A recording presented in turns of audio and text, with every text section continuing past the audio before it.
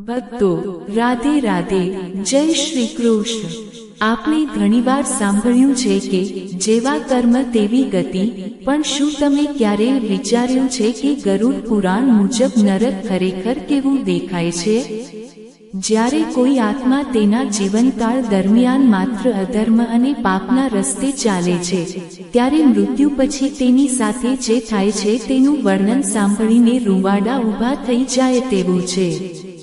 ભગવાન વિષ્ણુએ ગરુડજીને 84 લાખ નરક અને તેમાં મળતી ભયાનક સજાઓ વિશે વિસ્તારપૂર્વક જણાવ્યું છે। આજે આ વિડીયોમાં આપણે જાણીશું કે કયા પાપ માટે કેવી સજા મળે છે અને આત્માએ નરકના કયા ભયાનક માર્ગો પરથી પસાર થવું પડે છે।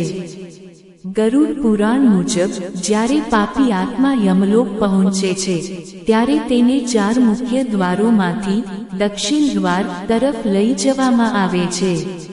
આ દ્વાર અત્યંત ભયાનક છે, જ્યાં ચારે બાજુ અંધકાર, ચીસો અને દુર્ગંધ હોય છે। યમરાજની સભામાં ચિત્રગુપ્ત જ્યારે પાપોનો હિસાબ આપે છે, ત્યારે આત્માને તેના કર્મો મુજબ અલગ અલગ નરકમાં મોકલવામાં આવે છે। ઉદાહરણ તરીકે, જે લોકો બીજાની સંપત્તિ હડપી લે છે અથવા વિશ્વાસઘાત કરે છે, તેમને તામિશ્ર નરક માં નાખવામાં આવે છે, જ્યાં યમદૂતો તેમને અંધકારમાં ભયાનક રીતે મારે છે અને તેમને કીડાઓ કરડે છે। તેવી જ રીતે ગરુડ પુરાણમાં એવા લોકો માટે પણ કડક સજા છે જેઓ વડીલોનું અપમાન કરે છે અથવા અબોલ પશુઓ પર અત્યાચાર કરે છે, જેઓ પોતાના સ્વાર્થ માટે નિર્દોષ જીવોની હત્યા કરે છે, તેમને કુંભીપાક નરક માં ઉકળતા તેલમાં નાખવામાં આવે છે। આત્મા મરતી નથી, પણ તેને અનંત વેદના અને બળતરાનો અનુભવ થાય છે।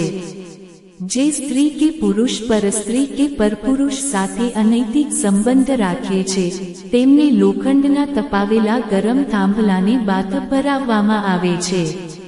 આ વર્ણન કોઈને ડરાવવા માટે નહીં, પણ મનુષ્યને સાચા રસ્તે ચાલવાની શિખામણ આપવા માટે છે। એક બીજું ભયાનક નરક છે અસીપત્ર વન, જ્યાં ઝાડના પાંદડા તલવાર જેવા ધારદાર હોય છે। જ્યારે આત્મા ત્યાંથી ભાગવાનો પ્રયત્ન કરે છે, ત્યારે તે પાંદડા તેના શરીરના ટુકડા કરી નાખે છે। આ સજા તે લોકો માટે છે જેઓ ધર્મનો ત્યાગ કરે છે અને સજ્જનોની નિંદા કરે છે। 2026ના આ આધુનિક યુગમાં ભલે આપણે આ વાતોને કલ્પના માનીએ, પણ આધ્યાત્મિક દ્રષ્ટિએ આ આપણી નૈતિકતા અને ચરિત્રને શુદ્ધ રાખવાનો એક અરીસો છે। ગરુડ પુરાણ કહે છે કે મનુષ્ય જો પસ્તાવો કરે અને જીવતા જીવ સત્કર્મ શરૂ કરી દે, તો તે નરકની યાતનાઓમાંથી બચી શકે છે। ભક્તો, આત્માની આ યાતનાઓ ત્યારે જ અટકે છે જ્યારે આત્મા પોતાના પાપોનું ફળ ભોગવી લે છે અને ફરીથી શુદ્ધ થઈને નવી યોનિમાં જવા તૈયાર થાય છે। જો મનુષ્ય દરરોજ ગીતાજીનો પાઠ કરે, ગાયને રોટલી ખવડાવે અને કોઈનું બુરું ન ઈચ્છે, તો તેને ક્યારેય નરકના દર્શન કરવા પડતા નથી। જે લોકો અંત સમયે ઈશ્વરનું નામ લે છે અને જેમનું જીવન પરોપકારમાં વીત્યું છે, તેમના માટે સ્વર્ગના દ્વાર આપોઆપ ખુલી જાય છે અને તેમને વૈકુંઠ ધામમાં સ્થાન મળે છે। તમે ક્યારેય કોઈને ગરુડ પુરાણ વાંચતા કે સાંભળતા જોયા છે? શું તમને લાગે છે કે આજના સમયમાં લોકો પાપથી ડરે છે? તમારા વિચારો કોમેન્ટમાં જરૂર લખજો। આ વિડીયોને શેર કરજો જેથી લોકોમાં ધર્મ અને સત્કર્મ પ્રત્યે જાગૃતિ આવે। યાદ રાખજો, જે આપણે આપીએ છીએ તે જ આપણે પામવાના છીએ।